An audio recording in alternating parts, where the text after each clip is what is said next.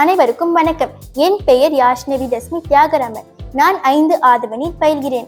இன்று நான் உலக புகழ் பெற்ற முல்லாவின் கதைகளை ஒன்றி சுருக்கத்தை கூற வந்துள்ளேன். இந்த புத்தகத்தை 32 கதைகளாக தொகுத்து நன்மொழி பதிப்பகம் மூலம் பேராசிரியர் ஏ சோதி நமக்கு தந்துள்ளார்.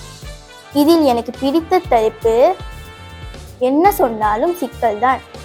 ஒரு நாள் முல்லாவை காண அவரின் பழைய நண்பர் வெளியூரிலிருந்து வந்திருந்தார். அவரின் ஆடை கிழிந்து இருந்ததால் முல்லாவின் விலையுண்ட சால்வையை அவர் கடனாக பெற்றுக்கொண்டார். இருவரும் வீதியில் நடந்து சென்றனர். அப்பொழுது அங்கு ஒரு நபர் வந்தார். உடனே முல்லா, நண்பா, இவர் என் நெருங்கிய நண்பர். நாங்கள் இருவரும் சந்தித்து பல ஆண்டுகள் ஆயிற்று. இவர் அணிந்திருக்கும் சால்வை என்னுடையது என்றார் முல்லா. முல்லாவின் நண்பர், இந்த சால்வை உம்முடையது என்று யாரிடமும் சொல்லாதே என்றார். உடனே முல்லாவும் சரி என்று கூறினார். அடுத்து அவ்வழியே 2வது நபர் வந்தார். உடனே முல்லா, இவர் என் நெருங்கிய நண்பர். நாங்கள் இருவரும் சந்தித்து பல ஆண்டுகள் ஆயிற்று. இவர் அணிந்திருக்கும் சால்வை என்னுடையது அல்ல என்றார் முல்லா. எரிச்சல் அடைந்த முல்லாவின் நண்பர், இனி இந்த சால்வையை பற்றி நீ பேச வேண்டாம் என்றார். உடனே முல்லா சரி என்று தலையை ஆட்டினார். அடுத்து 3வது நபர் அங்கு வந்தார். உடனே முல்லா, இவர் என் நெருங்கிய நண்பர். நாங்கள் இருவரும் சந்தித்து பல ஆண்டுகள் ஆயிற்று. இவர் அணிந்திருக்கும் சாலை பற்றி நான் பேச மாட்டேன் என்றார். உடனே முல்லாவின் நண்பர் கோபத்தில் அவர் அணிந்திருக்கும் சால்வையை கழற்றி முல்லாவின் முகத்திலிருந்து அங்கிருந்து வேகமாக சென்று விட்டார். நன்றி, வணக்கம். அனைவருக்கும் வணக்கம். என் பெயர் ஷமிதா சரவணன். நான் 5 ஆதவனில் பயிலும் மாணவி. இன்று நான் புலவருக்கு பரிசு என கதையின் சுருக்கத்தை கூறப்போகிறேன். இக்கதையில் மொத்தம் 4 தலைப்புகள் உள்ளன. அதில் எனக்கு மிகவும் பிடித்த தலைப்பு மந்திரவாதி குழந்தை. உலக அதிசயங்களில் பிரமிடுகள் நிறைந்த நாடு எகிப்து ஆகும். அங்கே உள்ள மன்னர்களை பாரோக்கள் என்பார்கள். ஒரு சமயம் வெகு தூரத்தில் இருக்கும் நூபியா நாட்டை சேர்ந்த ஒரு தூதர் வந்தார்.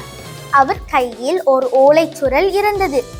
அவர் மன்னரிடம், மன்னா, உங்கள் நாட்டில் நிறைய மந்திரவாதிகள் உள்ளன என்பது கூறியுள்ளீர்கள்.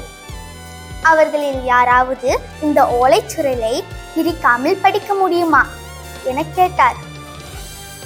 முடியாவிடில் எங்கள் நாட்டில் உள்ள மந்திரவாதிகள் தான் மிக சிறந்தவர்கள் என நூபியா அரசு உறுதி செய்வார். அந்த மன்னரும் தன் நாட்டில் உள்ள அனைத்து மந்திரவாதிகளை அழைத்து படிக்க முயற்சி செய்ய சொன்னார். ஆனால் யாருனாலையும் அதை படிக்க முடியவில்லை. சில நிமிடங்கள் கழித்து அந்த அரசர் தன் பேரனை அழைத்து அதை படிக்க சொன்னார். அந்த பேரனும் முயற்சி செய்து அதில் வெற்றி அடைந்தான். அந்த தூதர் மன்னரிடம், மன்னா, போட்டி இன்னும் முடியவில்லை. இப்பொழுது நூபியா நாட்டை சேர்ந்த ஒரு மந்திரவாதி வருவார். அவர் அரசருடைய பேரனுடன் போட்டியிடுவார். அதில் யார் வெற்றி பெறுகிறாரோ அவர்கள்தான் சிறந்த மந்திரவாதிகள். நூபியா மந்திரவாதியும் வந்தார். அவரும் குட்டி இளவரசனும் போட்டியிட்டார்கள்.